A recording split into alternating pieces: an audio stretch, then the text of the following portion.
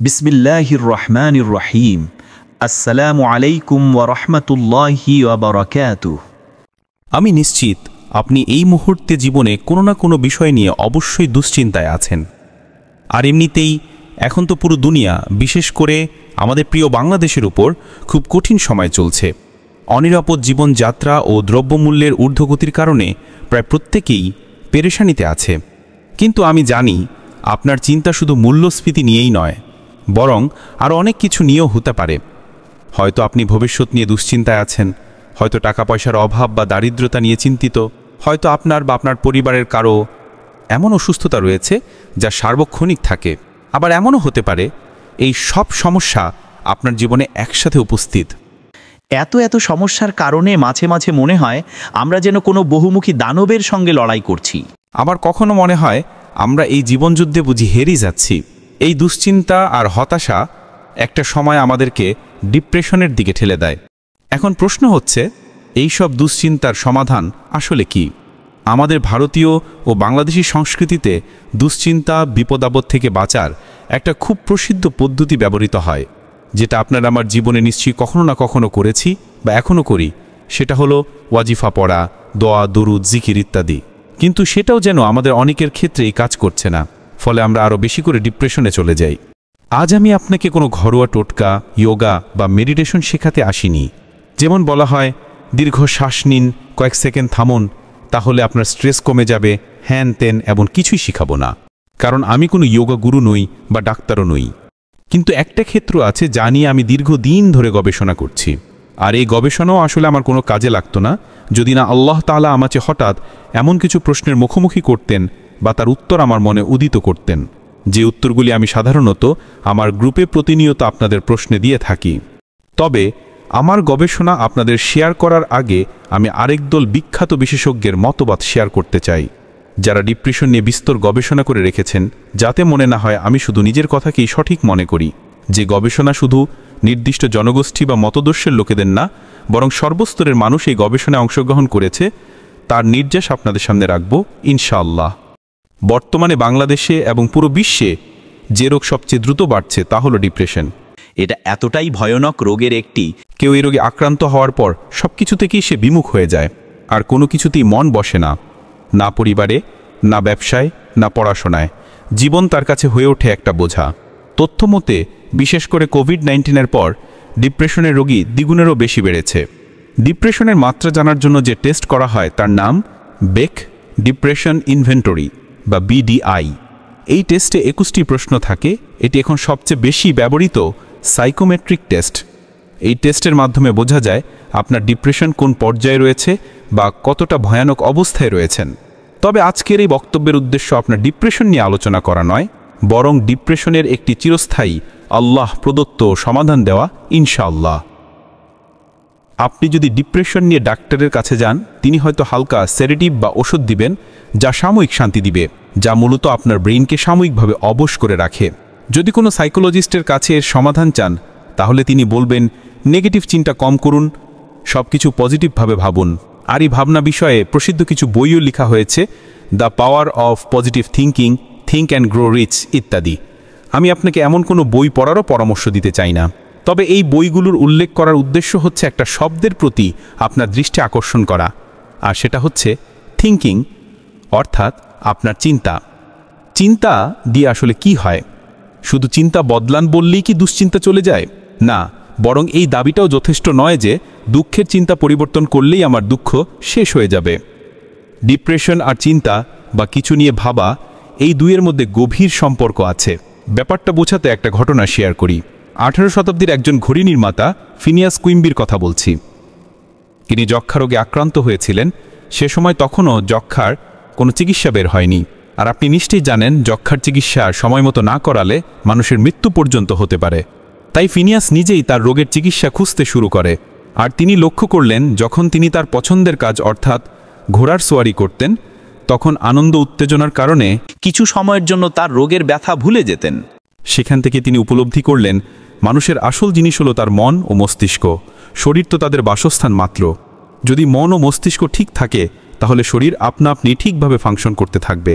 ফিনিয়াসের এই কথার উপর এত দৃঢ় বিশ্বাস জন্মালো যে তিনি এই থিওরি অন্যদের সাথেও শেয়ার করতে শুরু করলেন। আর ফিনিয়াস কুইম্বির এই ধারণা থেকে জন্ম নিল বিখ্যাত ফালসাফার ল অব অ্যাট্রাকশন। আজকাল শিক্ষিত সমাজে ল অব অ্যাট্রাকশন অত্যন্ত জনপ্রিয় একটি থিওরি। সহজ ভাষায়, আপনি যেমন চিন্তা করবেন তেমনই আপনার জীবনে ঘটবে। কারণ মানুষের চিন্তা একটা এনার্জির মতো, আর যেভাবে এক এনার্জি অপর এনার্জিকে আকর্ষণ করে, তেমনি আপনার একটি ভালো চিন্তা আপনার আশেপাশের পরিবেশে ভালো জিনিস এবং ভালো এক্সপিরিয়েন্স একত্রিত করবে। পৃথিবীর জন্য ল অফ অ্যাট্রাকশনের কনসেপ্টটি বেশ রোমাঞ্চকর ছিল, তাই মানুষ এটাকে খুব দ্রুতই গ্রহণ করতে শুরু করে যে আসলেই কি এই ব্যাপারটা কাজ করে কিনা, আসলেই কি আপনার শুভ চিন্তা বা শুভ আশা আপনার ডিপ্রেশন দূর করতে পারে কিনা। এই প্রশ্নের উত্তর খুঁজতে গিয়ে যারা ল অফ অ্যাট্রাকশনে বিশ্বাস করে তারা একটা অসাধারণ কাজ করল।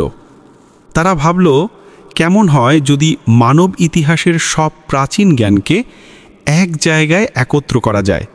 তাহলে জানা যেত সেই জ্ঞানের নির্যাস কোন মৌলিক বিষয় আমাদের শিক্ষা দেয়, যেই জ্ঞান আমরা আয়ত্ত করে জীবনের পেরেশানি থেকে মুক্ত হয়ে যেতে পারি। সুতরাং তারা প্রাচীন সকল ফালসাফা, যেমন প্রাচীন গ্রিক, মিশরীয়, রোমান, চীনা, বৈদিক ও ধর্মীয় গ্রন্থকে একত্রিত করল। তারপর তারা এই সকল জ্ঞানের মৌলিক ও কমন নির্যাস বের করলেন, যেটা আমার নিজের গবেষণারও একটি টার্নিং পয়েন্ট। তারা খুঁজে পেলেন একটা সীমাহীন, সর্বশক্তিমান, সর্বত্র বিরাজমান চিরন্তন শক্তি বা এনার্জি আছে। কেউ তাকে ঈশ্বর বলে, কেউ গড বা আল্লাহ। তারা বলেন আমরা সেই এনার্জিকে পুরোপুরি বুঝতে পারি না, কারণ তিনি মানুষের বোধের ঊর্ধ্বে। তবে যদি আমরা নিজেদেরকে এই শক্তির সাথে কোনোভাবে টিউন করতে পারি এবং এই শক্তির উপর পুরোপুরি বিশ্বাস রাখি, তিনি আমাদের সব সমস্যা থেকে মুক্তি দিয়ে দিতে পারেন।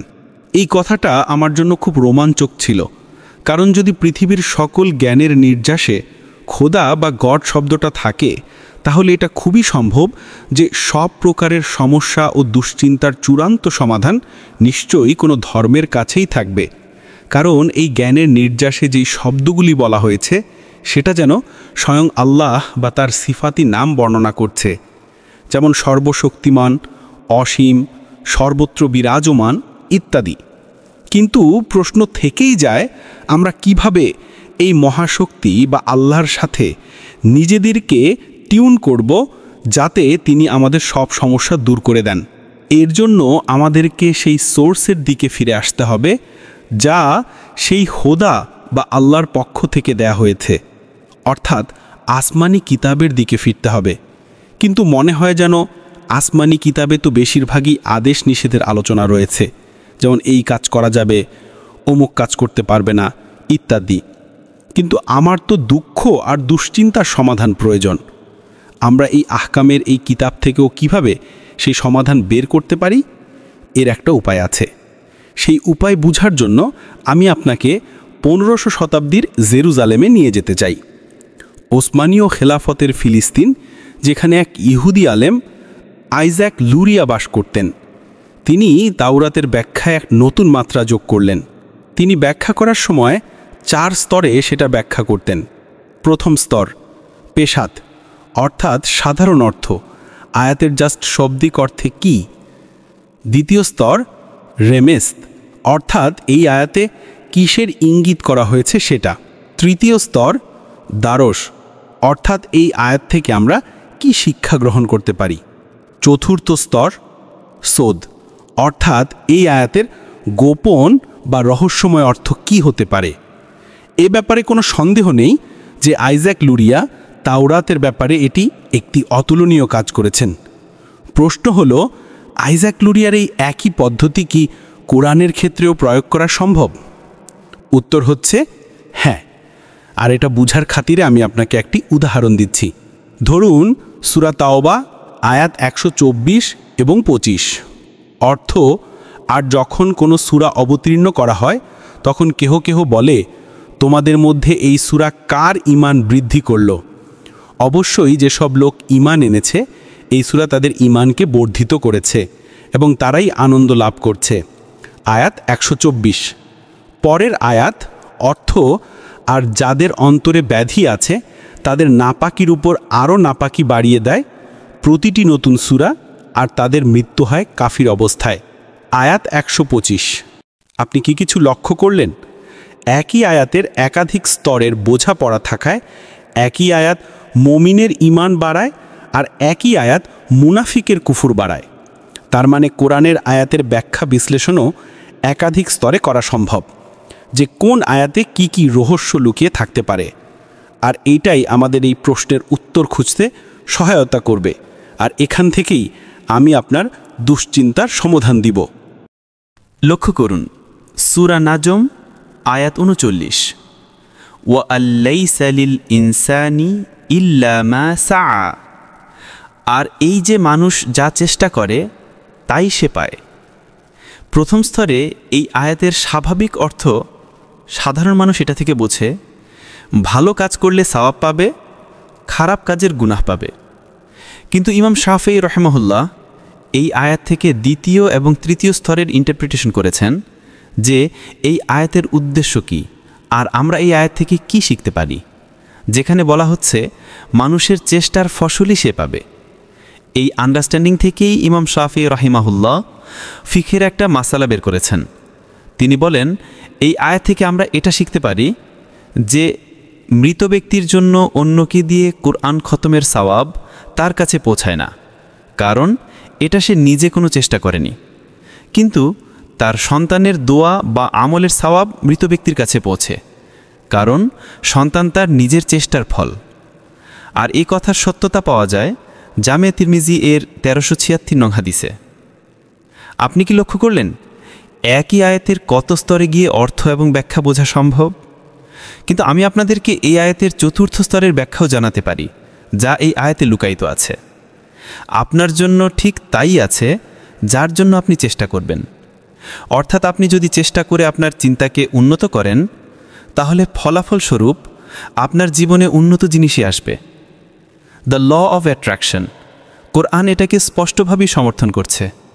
বিশ্বাস না হলে একই সূরার পরের আয়াত লক্ষ্য করুন, ওয়া আন্নাসা আয়াহু সাউফা ইউরা, শীঘ্রই তার চেষ্টা দেখা হবে, তারপর তাকে পূর্ণ বদলা দেয়া হবে।